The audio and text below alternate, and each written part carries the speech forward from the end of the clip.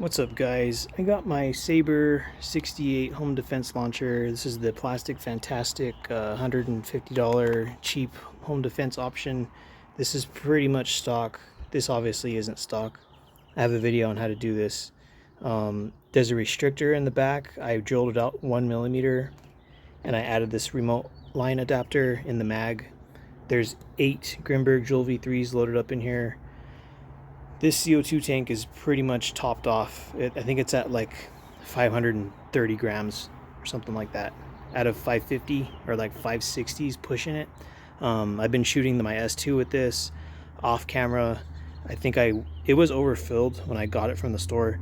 I dumped about 100 grams of CO2 out of it because it was 100 grams over, but I mean it worked fine. So this is basically full pressure Sabre 68. It's about 70 degrees out here. This was in the house and it's not that warm. It's kind of cool. I don't have my little thermometer laser light thingy on this right now, or out here right now, but I'm gonna air it up, listen for leaks. I've done this a couple weeks ago, but I just want to see if it's holding up, and I'll be right back. All right, it's cool right now. When I aired it up, the remote line adapter started kind of unthreading itself. I have tightened it down as much as I can, but I'll see what it does. Usually gets like 18 joules like this. 252. I'm just tightening down the airline a little bit. I'm trying to figure out how to make it stay. I like triple fired right now. 146. Bunch of farting. 260. So I'm gonna take this off. It might just be over pressurized, or I snapped the little nail in there again. Out of rounds, out of pressure. There's still 4 rounds in the magazine. I shot out 4 because I was double firing just right now. I'll try airing this up one more time. I'm going to tighten down the thing. I'll be right back. All right, check valve on. It's good, no leaking right now. 254. My sights popped off the back. Triple farting or whatever. 258. It's probably just too much pressure. 256. So yeah, a little bit too much pressure for the Sabre. This fully topped off CO2 tank. All right, I cleared out the box. I got all the Grimbergs. I shot 8, got 8, like recovered 8 and shot 8. My sight popped off the back when I was shooting. I didn't catch it on camera because I'm only standing behind it, but it's fine. It should go back on. I just need to tighten down the set screw on it because there's a little set screw right here. They give you an Allen wrench in the box that you get your Sabre with. I think I have it in here.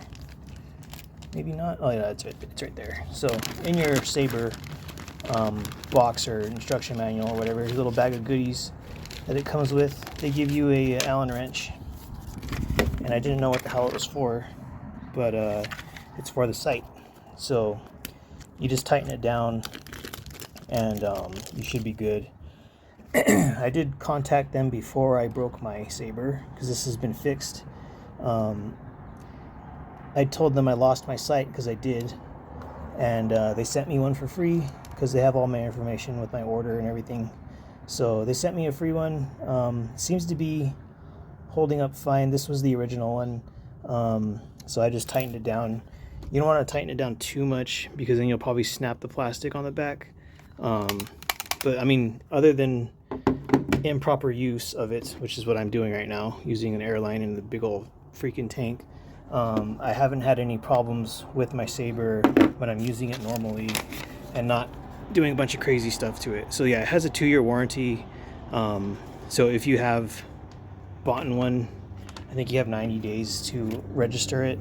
I broke mine and told them I broke it, and they didn't want to help me fix it, so I fixed it myself. I cut what broke in mine was these little pins in the rear right here inside. some pins that hold the sear onto the bolt. I got some nails that were inside my house, like nails that you use to put pieces of wood together or like assemble furniture or something, hammer wood together. I got some nails, cut them down, had to Dremel them down a little bit to make them fit where they're supposed to go, and now she's back working like normal. I need to run this on CO2 normal 12 grams to see if it's gonna fart and stuff. That was the first time it farted, but I'm pretty sure it's because it's just too much pressure from this tank. These are typically only putting out like maybe 900 psi under normal conditions, which is sort of like right now. It is at max capacity, but it's not hot out here. If it was hot out here, that probably would have been way worse, like triple firing, quadruple firing. That's the first time it's done that to me since I fixed it. It could be related to the way I fixed it, but I haven't put any oil in this for at least 20 shots. So it says to oil it every 500 shots in the manual. I'm obviously not doing that every 500. I'm doing it like every 50 shots or so. I'm putting a drop of oil.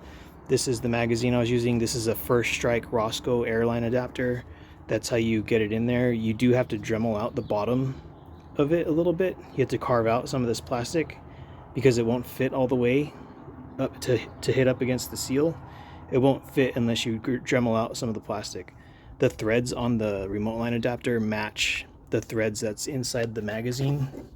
I bought this remote line adapter for a different project I had with the Burnet SD, and my Burnet SD broke, and I'm not going to fix it, most likely. It's been like a year almost since it's broken. I don't really care. I don't miss it at all. This has threads in it. You can see that nut in there. Hopefully it's black. And these threads, I'm pretty sure they're 10 millimeter by 1. I'm pretty sure. Took it to a hardware store a while ago and matching nuts and stuff onto it. So that fits in here. Like I said, you have to Dremel out your mag. These mags are like $25–30, so they're not super expensive. They're not the cheapest mags, but they are cheaper than some mags. Like the 43 cal Umarex magazines are like $50–60. The Vulcan M17 mag is $30, but it doesn't have this valve and other stuff that's in here. It doesn't have that. I think an FSC magazine is like $30. You can buy this valve thing, this brass valve fitting. You can buy the FSC one. It looks identical. I don't know if it'll fit in here, but just that valve thing is like $30. The body with all the little parts in it and the O-rings and everything, $30. So you're better off, if your magazine breaks, just buy a new magazine. But yeah, it's kind of thin. It doesn't weigh very much. I think it weighs like, with just the magazine and no rounds, I think it weighed like 600 grams or something, 640 grams. It's pretty light. In comparison, my Salt Supply S2 weighs like 900 grams. The Tipex weighs like about the same, like 900 grams. So this is pretty lightweight for what it is. I think the Burnet SD is like 700 grams or 800 grams. I can't remember. But even the Umarex HDP 50 or the TR 50, they weigh more than this. So this is super light. But yeah, I'll be using this in the future. I just wanted to try it with the fully topped off tank. I think the tank I used last time, it was this same tank, but it was like 400 grams of CO2. So it was like 80% capacity. This one's like fully topped off. So that's probably why I had the issue of it farting and shooting all weird and stuff. But yeah, I'll try this again on normal 12 grams using like alien plays or riot balls or something. I have a whole slew of videos with this, comparing it with the S2 and the 16 joule T4E TR68. Obviously the TR68, you can just pull the restrictor out and it's just a cannon once you do that. But with the restrictor in the handle, with the TR68 16 joule version with the restrictor in there, these were pretty much neck and neck performance wise. The S2 and this were kind of neck and neck. Sometimes the S2 would win, sometimes the Sabre would win with the 5-shot average and the 6-shot 5-shot average, 10-shot average, 6-shot average, you know, all the averages. Sometimes the Sabre would pull ahead, but they're very comparable performance wise for me anyway, the ones that I have.